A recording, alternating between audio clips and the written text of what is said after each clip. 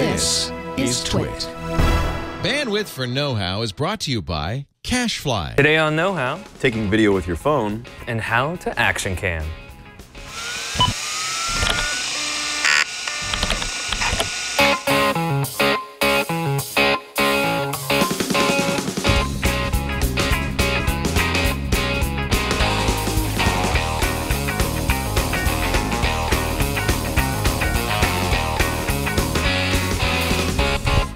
Welcome to Know-How. This is the show where we build, bend, break, and upgrade. I'm your host, Brian Burnett. And I'm Nathan Olivares-Giles. And today we're getting the mobile stuff together with our phones. Yeah, we're going so mobile. Basically, this is going to be kind of a beginner's guide to shooting video and editing video on your phone. Just a few apps that we like and that we use on both iOS and Android, and really kind of the basics, and really some stuff that you can also apply to shooting photos as well. If you know, this is kind of if you're not sure you want to spend the money on a Final Cut Pro or spend the money on a Premiere, right? And you just want to kind of play around with your phone a little bit. We're going to show you how to shoot some slick video. Yeah, I mean, I think a lot of times phones sometimes get taken for granted. The horsepower that they have, like this, the camera on my Nexus 6 is much better than any camera I used prior to like 2014. Oh yeah. You know, like I have a DSLR that takes pretty decent pictures, but I mean, my phone will give it a run for its money. And I think when we were talking about doing this episode, there's a lot of basics that you can still learn for shooting video using your phone. Like there's a lot of things that carry over no matter what device you're using, but something that everybody usually has on hand is a smartphone, and these are pretty capable of taking like pretty great video. I mean, at least 1080p with my phone. A lot of newer phones do 4K and at 30 frames per second, which is pretty impressive. Those are great points. When I first started shooting and editing video, it was in college, and we had like some little Sony Handycams. When I graduated, my dad bought me a Vivitar camera from Best Buy. It was like a house brand, and it was terrible. Everything was muddy. I had a first generation iPhone, and it wasn't even, I don't even remember if it was capable of video at that point. But that old camera was terrible. I actually made some videos with that camera back when I was at the LA Times. We published them, and they're atrocious. They're still on the internet. They're some of the things I'm most ashamed of in my life. But you gotta use what you got. The crazy thing is that these phones, like you said, they're light years away what we were using as professionals not that long ago. Yeah, I think actually one of the first cameras I used was our technical director's phone. It was what, Digital Elf? The original Digital Elf. Right. It was my dad's camera. Digital Elf. Would it do video? Like No, 4x3 at 480 or something? Video. Okay, yeah, Just I don't think it did. just stills. Just stills, but that was like the first camera I ever used, and learned how to like what rules of thirds were, what like perspective. And we're going to talk about some of those things today. We're going to talk about the rule of thirds. We're going to talk about lighting basics, just kind of how to compose and frame a shot. Yeah. Really, really basic stuff, but the sort of thing that kind of gets lost these days when we're sharing so much stuff to Instagram or to Facebook or to Twitter, and you know, and Snapchat. And part of the charm with those apps, of course, is it's raw. You can just share it. You don't have to worry if it looks good or not. Maybe you can slap a filter on it, but no one's talking about like composure and all stuff. This is a step above that. This is the sort of thing that, you know, if you want to take maybe like a good family, you know, video, or a great photo of your friend, or a portrait, or you know, that kind of whatever. These are some of the ideas and principles you can get to that. Right. You know, I'm glad you mentioned shooting on a DSLR. I've done a lot of shooting in the past on DSLRs, a lot of Canon cameras for me mostly. Again, you know, if you are kind of curious, you think you might want to buy a DSLR, maybe you want to go buy a Rebel, or maybe you want to spend some money like a 5D or something crazy like that. Right. That can be thousands of dollars, not to mention buying lenses. Exactly. Yeah. So it's like, before you go and spend that money, play with your phone, see if you even like this stuff, see if you're even into it. If you find yourself doing this a lot, if it becomes a habit, then it might be worth investing in like a decent camera. Yeah, and one of my favorite photographers, and I mean this applies for video too, one of his things he told me was the best camera you have is the one that you have on you at the moment that you want to record or take a picture of something. So that was Trey Ratcliffe, who is like, it doesn't matter what camera you have if it's the one that you have on you when the moment strikes for recording a video or taking a photo. So yeah, that's your phone. That's a great point, because you could spend thousands and thousands of dollars on like all the top gear you want, but you can still shoot a terrible photo and video with that great stuff. Yeah, totally. And there are folks who can do more with a phone than some might be able to do with expensive gear. There was this film that came out a few years ago by a fellow named Sean Baker, came out 2 years ago actually, called Tangerine, and the whole thing was shot on an iPhone in the Los Angeles area. It's a film about two transsexual women and kind of a day in their life. It's a comedy. It was a pretty groundbreaking film. If you want to see what you're really capable of with a smartphone, Tangerine is a great film to check out. I think it's on Netflix and definitely on iTunes and Google Play and all that stuff. You can usually get it pretty cheap because it was an independent film, so it's like usually on sale for like $5 or $10. Yeah. But the whole thing was shot on an app called Filmic Pro. That's one of the apps I'm going to show you guys right now. Oh, cool. The great thing about that versus say the standard camera app, and Filmic Pro is available for both iOS and Android, is you can see like audio levels, you can do filters, you can get your grid for your rule of thirds. We're going to kind of just show you the basics of that. Sure. It's not a cheap app. It's maybe about like $20, but spending $20 on a high quality video app versus spending $3,500 on a camera body for like a DSLR, a high-end DSLR that full frame, 60, 1080p, maybe 4K. This is kind of a great place to start. Yeah, totally. Well, should we take a look then? And let's jump right into it. So here's the basic user interface for Filmic Pro. You can see there's a lot more going on than whatever camera app that you have on whatever phone you're using. But don't be intimidated or afraid of all the stuff that you see here. Yeah, there's a lot of stuff down here. Yeah, across the bottom, this little green bar is actually your audio levels, which is pretty neat. If you do invest in a microphone that you can plug into your smartphone, then you'll see the the levels moving down here. It works out pretty good. My hand is mostly blocking the back mic, which this is largely using, so you're not seeing the levels move too much. But it's a good way to tell if your audio is what we call hot or if you're blowing things out. So, maybe you're shooting some video and the audio sounds like crap after the fact when like everybody in the family say like, does a cheer or laughs or something like that.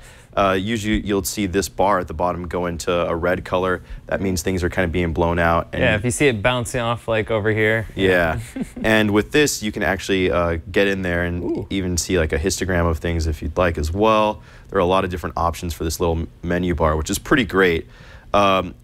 Here you hit this little settings cog, and you have lots of different options.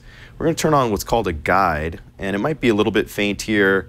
But basically you see this kind of like silver and black lines, and it's basically breaking up the film into 3 sections horizontally and vertically. And this is what we call the rule of thirds. So right now I have Brian lined up here on this line, so he's in this third of the image. And basically the idea is, and we'll kind of move around a little bit. You can see me watching myself in the background, this camera angle. But the basic idea is that you're giving space for Brian to go. If he's going to walk across the shot, you give a place for your eye to go. You're composing the scene rather than just kind of like zooming in specifically on his face or shoulders up or something like that. You don't know where he's at. You don't have the context of what he's doing. And when you're thinking about composing a picture, there are concepts such as leading the viewer's eye into the scene and into what you're trying to get them to see, getting them to kind of see the details and things like that. So this grid is something you can turn on your stock phone apps as well for pretty much every iOS and Android device. And this is something you can use for both photo and video. What you can't see off camera here is actually a bunch of lights that we have set up in front of Brian. So right now he looks pretty good. He might look a little washed out because the screen brightness and the camera adjusting for my phone. But what you're seeing when you're watching Know How on your favorite video service or our website is good lighting. That's because we have the lights kind of up front of us. The reason I bring this up is because if you're shooting maybe outside and you have the sun behind someone and people look dark, too dark, that's because you're shooting into the light. Just turn them around, put the sun behind you, use the sun as your light. Kind of a basic lighting concept. Sometimes people will use lights both in front and back, things called the hair light. That's maybe a little bit higher level, but just as a basic lighting rule. Yeah, we've got a couple of hair lights up there. Yeah, as a basic lighting rule, it's good to basically kind of know where your main source of light is and adjust to it as necessary. So that's pretty great. Other things that I really like about Filmic Pro here, if you do really want to get into things and you start playing around and get a little bit more serious with style and all that, there are actually, there's a nice color picker here. You can actually kind of play with the color temperature, so you can make things a little bit more blue, a little bit more red, and you can kind of find a style that works for you, which is pretty nice. And this might be the difference between, say, you know, if you notice like the Avengers has kind of a more muted color palette, and then you watch something that maybe looks a little brighter, you're like, oh, how did they do that? Well, sometimes it's done in the post situation, but if you want to actually experiment here, you can do that on the fly. There are also different settings for if you're outdoors, if you're looking for a light, and also an auto white balance. You can adjust things and kind of make things a little bit more natural looking. In case you play around, you're like, oh, that looks like crap, I want to go back to something that looks good. Just hit that auto white balance button and there you are. So it can be a pretty deep app the more and more you get into it, but the basics here are really great for if you want to shoot video, and it offers a lot more than you're going to get, say, from the stock camera app. Now, can you do autofocus, or is it like tap to focus on? Yeah, so you tap the, let's see here, you tap the device button, and then you can actually enable a lot of different things. So you can do an orientation lock, so you stay either horizontal or vertical. You can save it to your remote. There's actually a remote app, so say you have an iPad, you have a phone, someone's walking around with the phone, you can be on your iPad like triggering it, it's pretty nice. And then here you can turn on what's called snap focus. And so that's if you want to actually lock the focus in place. But right now I don't have that turned on, so if I want to set the focus, I just have to tap with my finger and it'll adjust, which is pretty great and simple to use. I'm falling out of the frame there, sorry about that. There's also a nice little thing here called torch, and basically your back, the camera on the back of your phone is turned off. But if you want, you can actually use this to turn on the intensity, and it'll turn on your back camera flash to turn on the light. So you can see here the differences.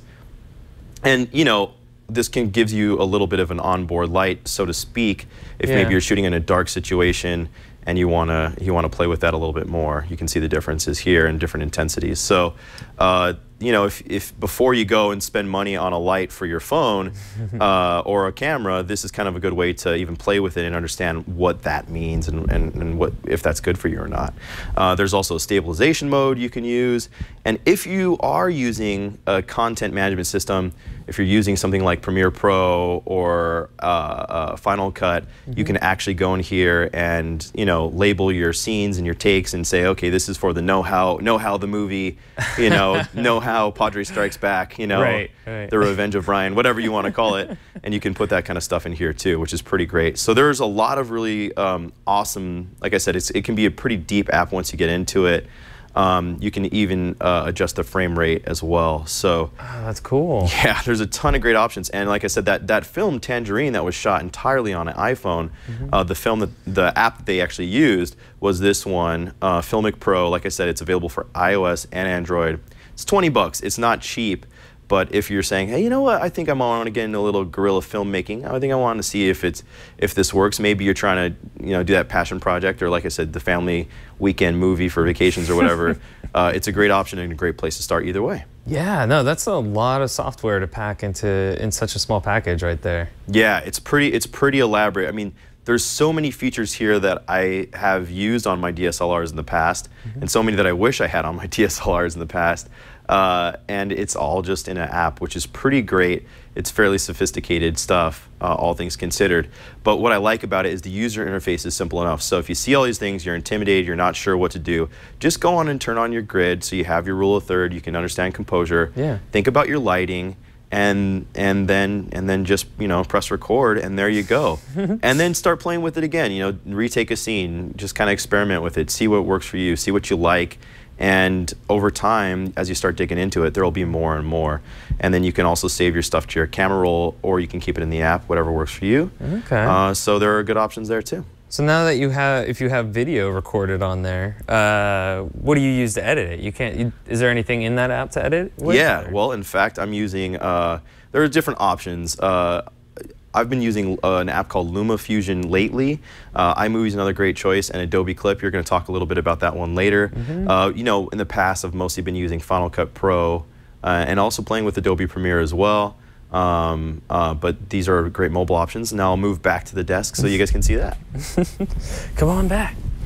Come on down. That's cool. Yeah, not bad, huh? All right. I really want to watch Tangerine though. It's a really interesting film. Like you wouldn't think it was shot on an iPhone. Like it's pretty great. I'd like to see like behind the scenes and see how they did audio and stuff too. Like, yeah, I mean they definitely had like they probably had like a ring light. They had some like legit mics, and then they went in afterwards and did some color grading and all stuff. But it's a really neat looking film. So cool. So we'll go to the overhead.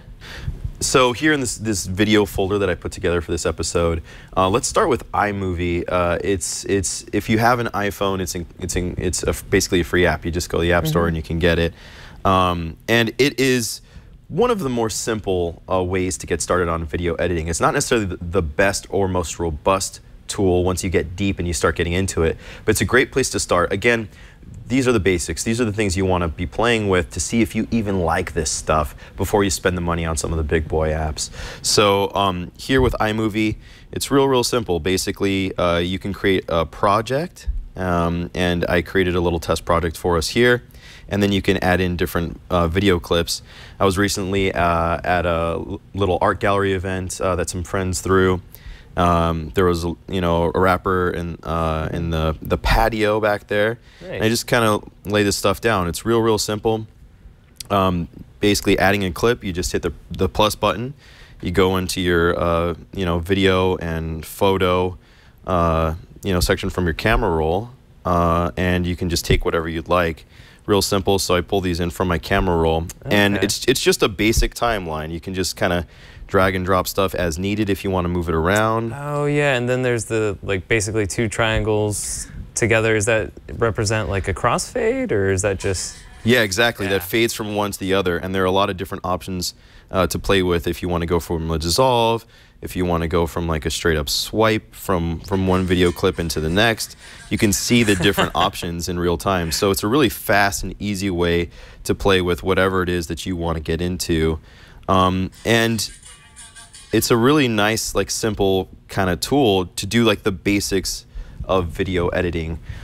This, like the other app that I'm going to show you, works in both a portrait and a landscape editing mode. With the stuff that we're using on laptops, whether it's Premiere or it's Final Cut, or iMovie. iMovie is available on your desktop as well. Yeah. You're mostly going to be thinking in kind of like a horizontal space. You're going to have your clips laid out, but this is one of the few video apps that I actually prefer using in portrait. Just I feel like you can kind of see things. There's a little bit more space to play around, which is pretty nice. And then once you're done with that, you can save the movie to your camera roll. You can upload it to whatever service or social media you want. Right. And then it's just if you're using Google Photos, then it's pulling stuff from your camera roll, it'll be there. If you're using Apple's Photos service, iCloud or whatever, it'll be there. So it's kind of a really easy way to get it. Since this is something that Apple makes, it's only available on the iPhone, right. And Mac computers. But there's also LumaFusion, which, if you like iMovie, you're kind of getting the hang for it. You want to take things a step further, but you're not sure you want to, again, spend the money on Final Cut or Premiere Pro. I think LumaFusion is kind of a step in that direction. Here you can see a lot more is going on. Basically, this is a more traditional layout. So you have your preview window here. You have your source clips here. So this is tied into my video folder and my camera roll. You still have your timeline, but you're not seeing the video, like a video clip down here. What you're seeing is basically like little waveforms for your audio files. You can see how long the clip is. And it's still just as easy to, like, you know, drag and drop stuff around and move things around if you want. Oh, yeah. But this also gives you the option to lay video on top of it, on top of other clips. So say you want the audio from one clip, but you want the visuals from another. This gives you the option to do that, and whatever's on the top is what you're going to see. That's pretty slick. Yeah, it's definitely pretty slick, and it has a more traditional layout. So in this one, you can still use it in a portrait orientation, which works out just fine.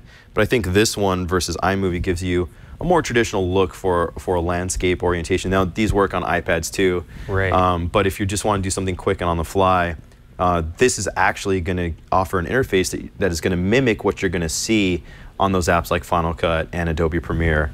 And so it's kind of a nice tool for your pocket. This app is also $20, so it's not cheap. Okay. So if you bought Filmic Pro and say you bought this, that's $40. But again, $40 is a lot less than, say, $3,500 for a nice high-end DSLR, or you know, maybe like, let's say $800 for like a Canon Rebel or something. Right. And then maybe $700, or maybe, what is it, $500 for Final Cut now or whatever. I think when it first came out, it was $700. And I think they dropped the price down to $500. I think so. And Adobe, I mean, you can get those apps on a subscription every month. Right, which is what we do here. We have the Creative Cloud subscription. Yeah, so, which is a great service, because if you're using any Adobe apps, you can store your content in the cloud. You can basically start a project on a mobile device, finish it on a laptop. That's part of the appeal.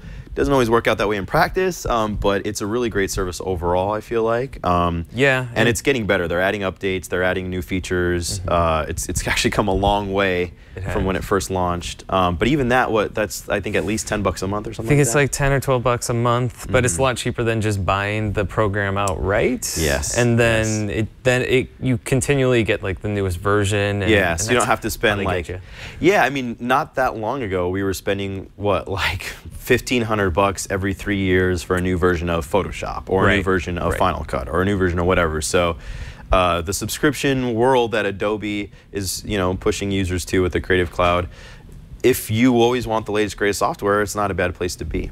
No, it isn't. But I like with these mobile apps kind of mimicking a full desktop editing situation. If you do get comfortable kind of using these, and then you start to feel limited or something, it won't be such a transition if you start using any video editing application on like a desktop. Because I think when I first started, I used Vegas, and then I used Final Cut, and then I've used Premiere. And if you learn one of them, or any of these, or even like ones on the phone, a lot of those same ideas and basic concepts, transfer over really easily. Yeah, I'm glad you mentioned that, because the first video editing app I used was Windows Movie Maker. They don't even make that anymore. But you and like all of the internet back in 2006. But I was just using that. Then of course getting into iMovie, then getting into Final Cut, and then when Apple went from Final Cut 7 to 10.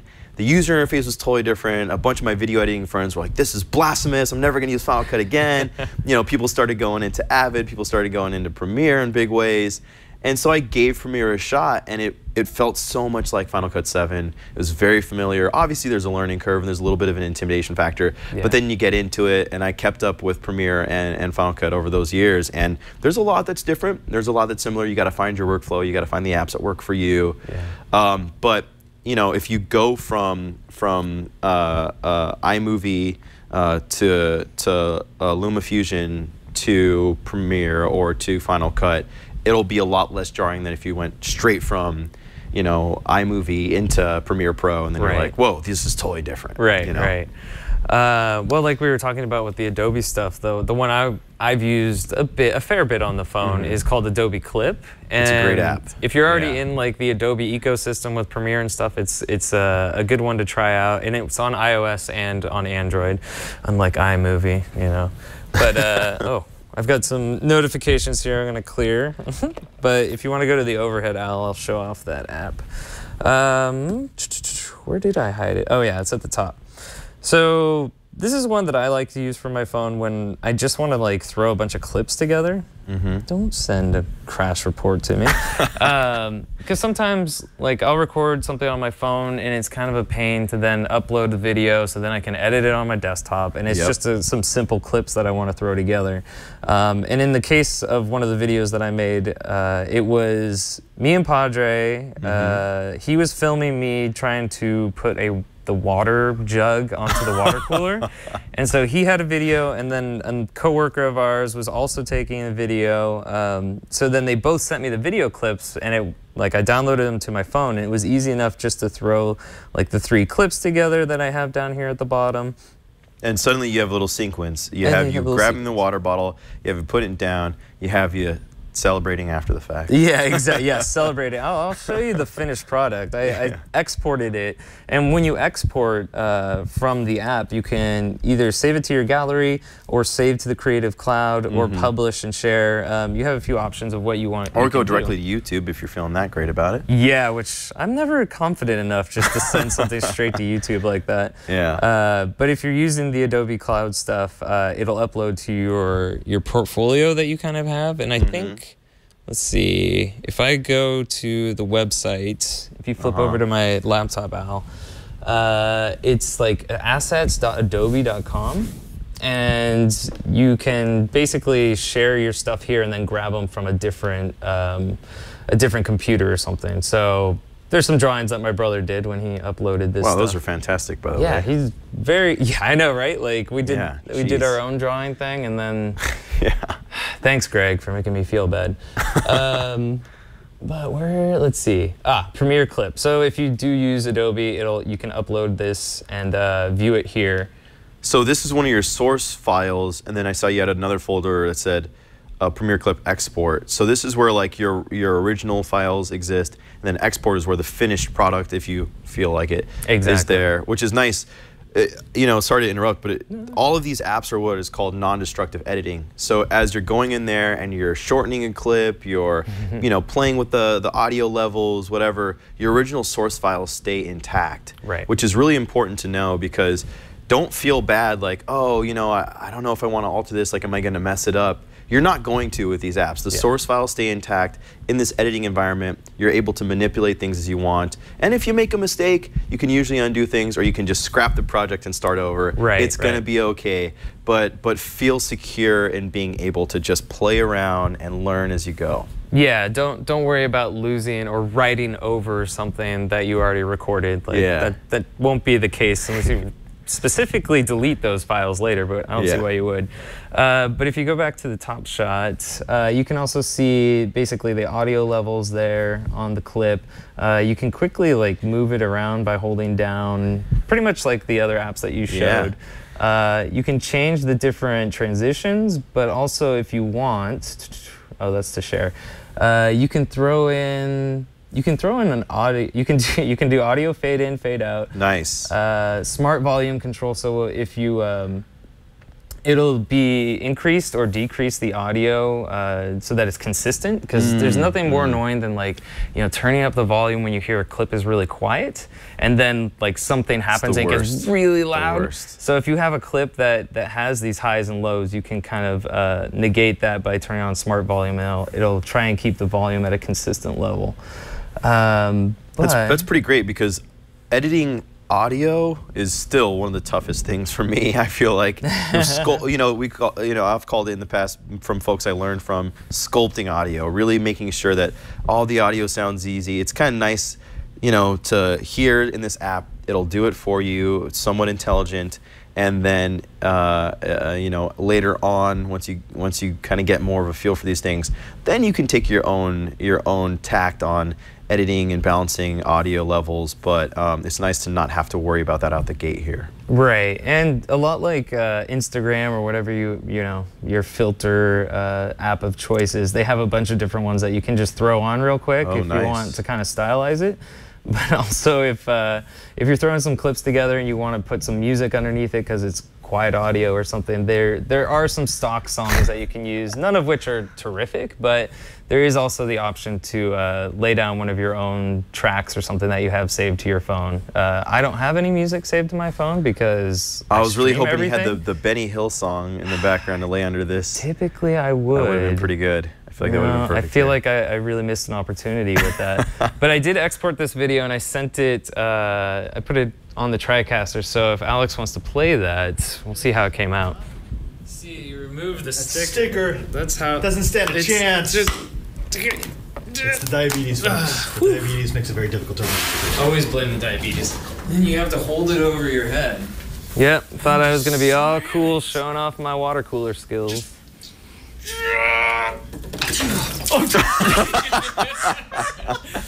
You still got it everywhere. I'm That pretty is sure awesome. Padre planned that to happen. Oh, did he put some water in the thing before you dropped it in? Is that what it was?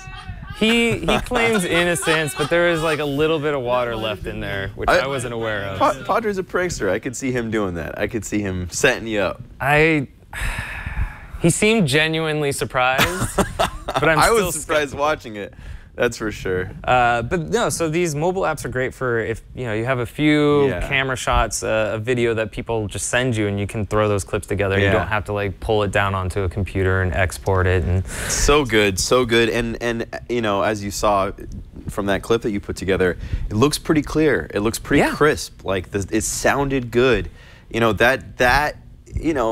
Okay, if you just want to like share a Snapchat real quick, it's gonna look a little crummy. It's not gonna have, and you can share a laugh with your friends. Yeah. But this is something that like looks great. Like this is something I'd be proud of sharing with my friends, even though you might not want to because it's you covered in water. But it's a little bit easier when you're the one embarrassed, not versus me or whatever. But this is the kind of thing that like you'd want to share with folks and friends, and even maybe even keep on your whatever cloud service you're using so you can watch it later. Yeah, no, that's what I like about having these apps available is that there's a lot of things that you may have captured but then never shared because it was such a pain of trying to like upload to YouTube separately and stuff. Yep. That a lot of these apps make it easy enough to just play around and get the content out and have these memories that you made. But sometimes if you're shooting, or like if I'm doing a product review or something like that, and I want to use my phone for like taking photos or video, I get something like this. This is a little stand from Joby. I don't know if you've ever heard of them, but I have, They made the Gorilla Pods and stuff. Yeah. And so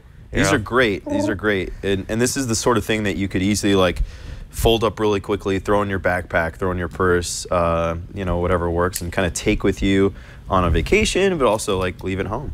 Yeah, and having something like this to kind of steady the camera is kind of the biggest part, because a shaky cam, sometimes it's unavoidable, but you can use these little tools and stuff to kind of negate that. And so like if I'm using this at home, I can just pan side to side, and nobody will be any the wiser that I'm using my phone to record stuff as I'm like doing a slow pan or zooming in and stuff. So these are kind of like cool. You can look around on Joby or any other kind of stands, but if you're going to be doing a lot of photography or videography with your phone, you're going to want to look at like getting a little stand with like a little slide. I've seen ones where you can do like a glide or get like something like the Osmo where it does the stabilization and stuff. Yeah. So you can get pretty tricked just having the phone and then using a stabilizer outside of that. That's great. I love how smooth that head is there. I mean, that can really give you that kind of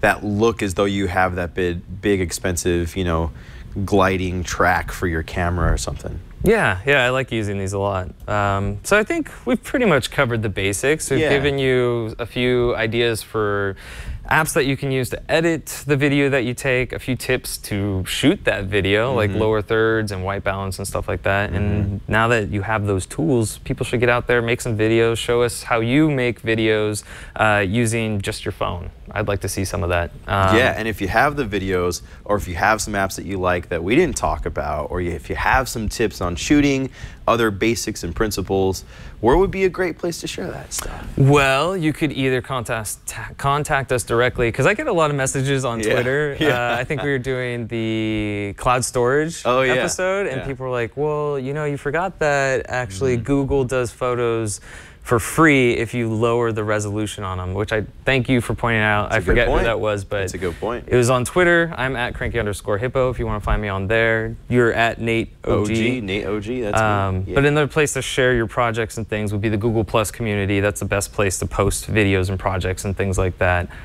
Just go to Google Plus and then search for Know How. It'll come right up.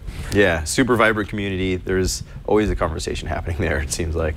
So we're going to get to some more video stuff in just a sec, how to shoot with an action cam and some of the different mounts. But before we do that, we're going to take a break. Previously on Twit. Lego is releasing a new kit that's going to help kids to learn how to program their own projects in creative ways. These are traditional Lego bricks. What the app has is a version of Scratch, that if you move these little blocks of code together, things will happen.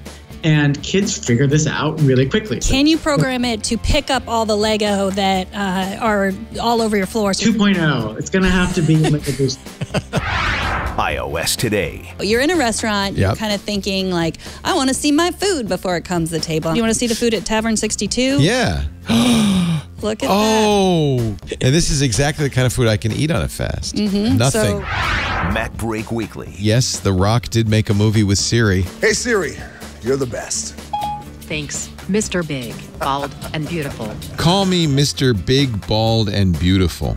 Oh, I got bold. I like big, bold, and beautiful. Siri, nice choice. Twit. Why didn't I get your mass text? I'm in your contacts. They really put the extra effort into this here. So you've got the pit stains, you've got the Darth Vader helmet, the scissor lift to nowhere. Can I say that's one of my favorite kinds of like shots when they have to rent super expensive camera and lighting equipment just to put on a set. All right, so we've talked about phone editing apps, but now, and how to shoot with your phone, but one of the places I do not want to put my phone is outside on a car, you know, or like in a precarious kind of spot, or actually drop it into a pool or something like that. Amen to all that. I mean, phones are expensive enough as it is. Yes. I don't want to have to buy a new one. No. I don't have to lay out $700 for that. I really like my car also. I don't want to get in an accident as I'm trying to hang my phone out the window trying to get that cool shot. We're not going to go there. I don't play around with these things. And I recently bought a car, and I've been thinking, okay, I want to get some GoPros, you know, might want to take a cool little shots, do some windy roads, some twisties or whatever out there. How many cameras do I, need to get? Where's the placement? All of these things. Right. Luckily, this is stuff you've done, stuff you've thought about. And you basically offered some of your wisdom and shared that with me this week. Yeah, so I've been doing, I think I got my first GoPro probably like 4 or 5 years ago, and that was like my first introduction to an action cam where you can, throw it into a pool, where you can drop it, run over it, and it'll be fine. You can put it in positions that you wouldn't normally put like a more expensive camera. Yeah, you're not going to hang your DSLR off your motorcycle and you're going to be leaning super low to the concrete, like, not going to happen. And, I don't want to just say that I'm a GoPro user specifically. It's just the one that I have mounts and things for. There's plenty of other ones that have come out that are really nice and cheaper too, but that's the one I'm going to be focusing on today just because I have all these different mounts, which is the benefit of these action cameras, is having all these different ways to apply it to whatever your canvas is that you're working with, which happened to be your car when we were. Well, my car and your motorcycle, to be clear. I have a Toyota 86. And I have a CBR 600. And cars and bikes, you have to kind of approach them a little bit differently. Yep. The things I've learned taking action camera footage is if that you have the camera up high, you capture a lot of things because there's a wide angle of view, but what ends up happening is things kind of look slow because you're so far away. So if you lower the spot that you have it, like say closer to the ground and you're in a vehicle or something that's moving relatively fast, it'll look even faster because of the perspective. Yeah, makes sense. If you're using an action cam, the worst thing you can do is just set it up in one place and then just leave it there for, an hour or whatever. Yeah. It's a good idea to kind of move spots, or if you have multiple cameras. We had 3 total that we were using. I was using a Hero Black, and we had a silver that we were using, and then I had my old ancient now Hero 2, all of which I had set to 1080 at 30 frames per second, which is, decent. Yeah, it's pretty smooth. I mean, they have some that'll do, you know, 60 frames per second, 4K. Those are great options, of course, but 1080/30 is not bad. It's definitely YouTubeable if you want to go that route. It is. It is. I prefer, if I'm going to be doing something that's quick movement, you know, like motorcycle riding. The higher the frame rate, the better. Higher the frame rate, the better. It seems to upload better if you send that to YouTube. Like, you get more detail and stuff like that. Yeah, smoother shots. Smoother shots, yeah, definitely. And that's another thing. Be careful where you place it, because if there's a lot of vibration, that's not going to look good. Yeah, so you don't want that. For me, if I put it on... My favorite place, if I'm riding on my motorcycle, is to put it on my helmet, because my helmet is kind of my point of view, which is usually what I'm trying to translate, is like, what's it like to be what I'm doing. Yeah. But also, your head acts as like a stabilizer. So I don't have, if I put this on like my frame, or I put this on my swing arm, there's gonna be a lot of vibration. Like, it's okay, but every time I hit a bump, you're gonna notice that. Yeah. Whereas like on my helmet, it'll kind of like... Yeah, your body's almost acting as the shock absorber, so to speak. Exactly. But so to take a look at a few of the mounts, my all-time favorite is the suction cup mount. I've used these ones, this one's specifically from GoPro, but I've used these going pretty high rate of speed. I won't say how fast, but enough that on a track sometimes. Yes, on a track. Responsibly. Absolutely. You know, we're not getting fast and furious here on the public highway. No, absolutely not. I totally back safe traffic responsibility, you know. But this will work really great if you have a painted flat surface. This thing will be rock solid. Yeah, we put this one yesterday on my car. On what we put on the side, kind of just behind the front left wheel. Yep. We put it on the front and the trunk. And then we put it on the trunk, and we put it on the roof.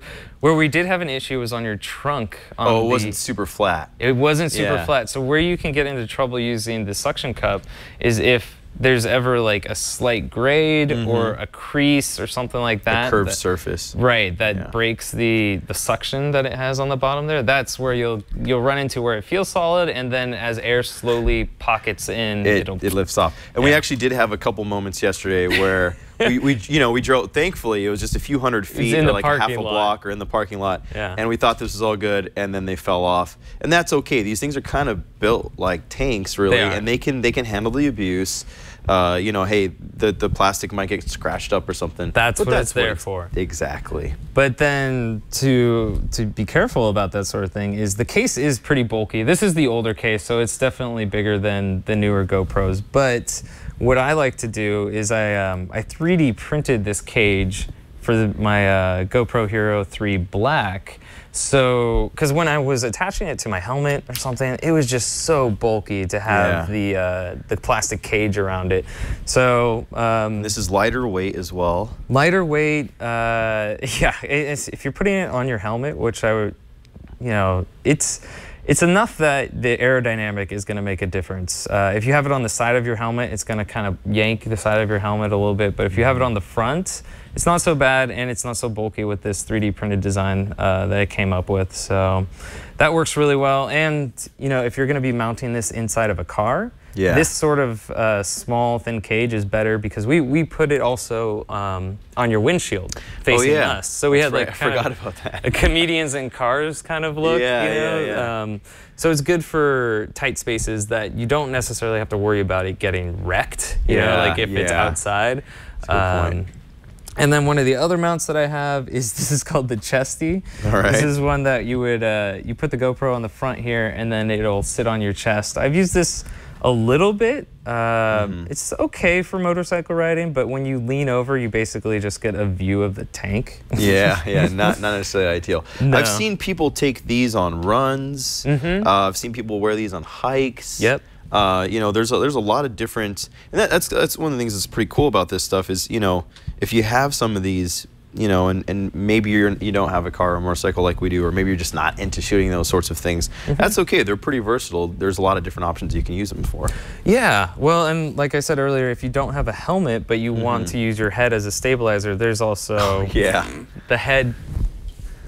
You can look really cool with this, nobody will ever notice that there's a camera on your head. And then it basically uses a mount to sit in there like that. So if you don't mind looking like a dork, that's actually not a bad place to mount it, depending if you're doing like some sort of action sport, you know, like running or swimming. Or swimming, yeah, totally. Yeah. And also you can pick up a lot of these like aftermarket parts, basically. Third parties, yeah. Third parties. I think I bought this big kit that came with all these stickers and extra parts and stuff for not too much on Amazon. Yeah, I noticed on your bike you had a couple of these sticky mounts just placed there all the time, so you can just swap in and put a camera as you see fit. Yeah, no, these are solid. I would recommend wherever you are planning on placing one of these stickers, make sure that it's clean and make sure that you are okay with never removing it. Because once you put it on there... Will it take some paint? It would probably take some paint. I've been able to take like a hairdryer and kind of warm them up and then peel them back off of things that I don't want to like rip the paint off of. In the past, I've used a hair dryer, but I've also used like dental floss to remove emblems that are stuck onto cars and things like that, little decals. I don't know if that'd be strong enough for this. This seems like it might. They're pretty strong. Might not give. You might, if you know, a combination of like dental floss and a hair dryer, just to like kind of get it up off of the surface. The dental floss will kind of get in between in surfaces that you're not going to be able to get to yourself. Right. And the hair dryer will heat things up, kind of loosen up and offer some give there. And so like for me, I have one of these on my fairing, I have one of these on my swing arm, but I'm okay with that because I dropped my bike and it's, you know, it's not... Just a couple little scrapes. It actually looks pretty good. It actually looks pretty good. But it does have a couple of scratches. I wouldn't recommend putting one of these on your car, which is like pristine. Yeah, I got like a pearl white, and the car's brand new. It's pretty. So I don't think I want to do that yet. Yeah. But so I might stick with a suction right now. Suction cups are probably your best bet. Yeah, for now. But even placing one of these, maybe say like on a you know, that rear quarter window in a place that isn't super in your view or being disruptive as you're driving, even that could make sense. Yeah, totally. So we've talked about the mounts that we used, but we should probably take a look at the footage that we shot using the different cameras. So this was mounted on your inside windshield facing towards us. Yeah, this is the, like you said, that comedians in cars view. This is carpool karaoke. The rear quarter panel of your car. And you can see, like, if you keep it a little bit lower, you get that sense of speed of things going by and Basically, you have more detail for the asphalt, and you can see it moving quicker. This is the overhead view and the wider view, and definitely doesn't look as fast. Still looks fast, but not as fast. Right, but you get like you see everything, but it doesn't look as, you know, action-y or whatever. I like this view right behind my left front tire, because you can see the tire turning, you can see the wheels, and you get the road. And then we also did the roof facing backwards. So we basically did like a few loops around the block just to kind of get some of these shots. Yeah, and that shot was particularly cool because you were following me and I was able to see you behind. Right, and this is pretty much my favorite one because this is like from my point of view. The helmet view, yeah. And then this is when I mounted it on the swing arm, but cool. You get that like cool perspective, but you got to remember every time you hit a bump, it's going to be jostled and things like that. And you know, I took all the footage and it would be, I know, you have to like cut down to the highlights, but you know, here's like a little action, you know, segue. You popping wheelies. That is so cool. I was so excited to see that, by the way. And you got to throw down some of the techno music too, and for some of the long stretches, you can kind of speed up clips and stuff. But we had fun. But you shoot all this stuff, and then you got to cut it together to kind of make it feel more actiony than it really was. Yeah. This is great. I really like the way this came together. Just out of curiosity, what app did you use to edit all this together in? This, I actually used Adobe Premiere. So downloaded all the footage and then threw them all down on the timeline and basically just cut between the cameras. So we only had 3 cameras, but the way you can kind of cut around is you match them up. If you do the same loop a few times, it makes it seem like you had all these cameras going at the same time. Yeah, it could feel like you have 4 or 5 or 6 cameras. One of the things that's great here is, you know, you can get that wide shot maybe as your main shot or whatever. Then you can play with the different angles as kind of what we call B-roll to switch things up, make it a little bit more interesting. It was nice how, you know, when you were popping the wheelie, you had your perspective, but then you also had the perspective from like my fenders or something like that, my quarter panels, and then you could see you going by, and then you had the wide shot when you were like landing and taking off. So kind of, you know, getting a little artistic with it, finding your composition, finding the story you want to tell, so to speak. Exactly. But a way to mix it up and make it feel like you have a lot more cameras than you do, which is pretty great. Yeah, exactly. And because we had done the same loop a couple of times. Yeah, I think we did that loop 3 times altogether, right? And we would just move the cameras like around a little bit, and then I would, you know, I'd kind of match it up to make it look like they were all recording all at one time, you know. Yeah. So I think it came out all right for the limited amount of time we had, but yeah, I mean, our actual time on the road, because this was just, you know, just around the block. I mean, like I think it probably took a half hour at most. Yeah, totally. And the editing, how much time do you think that took? That was a rush job. That was probably like 15 minutes. I think, oh wow! To throw all that together. Okay. Yeah, so pretty short. Well, one of the things that's cool too is about, you know, basically all you were doing was shifting camera positions, shifting camera views, but looking, since we did the same route 3 times, you knew what the sequence and order was, so you're able to do that quickly. You sped up a couple clips, but even though you're using Premiere Pro, which is, you know, professional high-end software, this is the sort of thing that you could do in a free app, or, you know, one of those $20 apps that we mentioned in the first half of the show. So you know, if you see this and you're like, wow, that looks really great, you can do this at home too by just, you know, laying down your clips, moving them around, kind of seeing what order you like. You want to shorten, want to speed it up. There are always those options in those apps that are a tap away or a click away. Yeah. So you can make this too. Yeah, and just remember to move the position of the camera around, keep some variety, and also remember, like, if you keep it low and you're going fast, it'll look more like it's going fast. If you have it up high, it'll kind of make things look slow. Yeah. But those are, I think we've pretty much covered all the basics and some mounting options for that stuff. So between your phone and if you get an action camera, you should be pretty set. Like, just playing around with some of these apps and trying to edit stuff on your own. And if you do, share it with us. We'd love to see it. But I think that'll do it for this episode. I think that's about everything. No, this is great, because I've been thinking, okay, you know, I want to pick up some GoPros. Where should I place them? You know, how do I get that shot inside the car? Where's the right area for that? Where's the right place for that wide angle shot? You know, what's the cool low shot? You know, I didn't even think about putting it right behind the front wheel. That's really neat. So now I kind of feel confident that maybe I could go out and buy maybe 2 or 3 of these myself. Yeah. Film a nice road trip or whatever, cut it together. So I was able to learn a lot from you this week for this. Yeah, now I feel ready to go. Hey, the only thing that's left to do now is to get a drone, because then you match up all your action cam footage with like some flying, trailing shots, you know, behind you and stuff. That would be pretty cool. That's the next step, clearly. Yep. Get yourself a DJI Mavic or something. Yeah, those are pretty neat. But if you want to find out all the things that we talked about today, or like the apps and some of these mounts and things like that, and you want to find the links for them, you can find those on our website at twit.tv/KH. And not only will you find the links for that sort of stuff, but you'll also find a way to subscribe to the show or download so you don't miss one. But that's not the only place that you can find all our stuff. If you want to interact with us in a community full of what we call know-it-alls that lives on Google+, you can find over 11,000 other like-minded people who are more than willing to help you fix your project, or post a project and answer questions.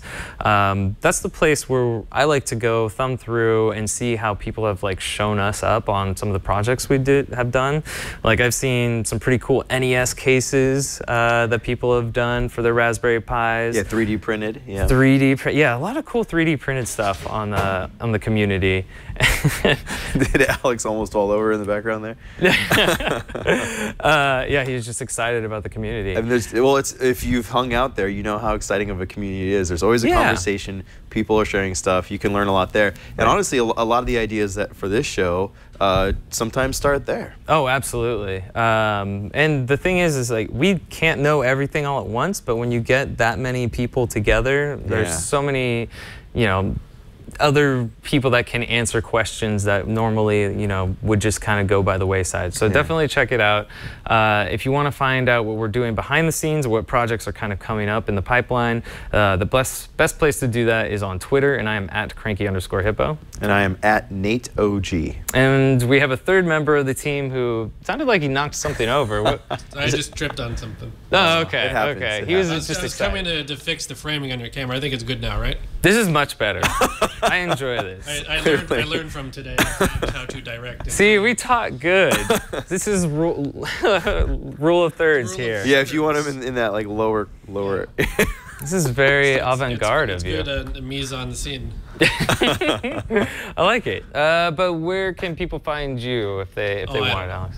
You don't know? No, they can't find me. Oh yeah. Except it's at ANLEF3. I just can't find me. Well, you can find him on Know How. There's that. That's true. You can find Alex on Know How. He sits in the abyss and sets cameras like this. What happened? You just bump it? No, it's just good framing. It's just good framing. I'm applying the knowledge I learned today on the show. Awesome. I feel like we've imparted a lot of knowledge today. There's a lot of wisdom being shared here.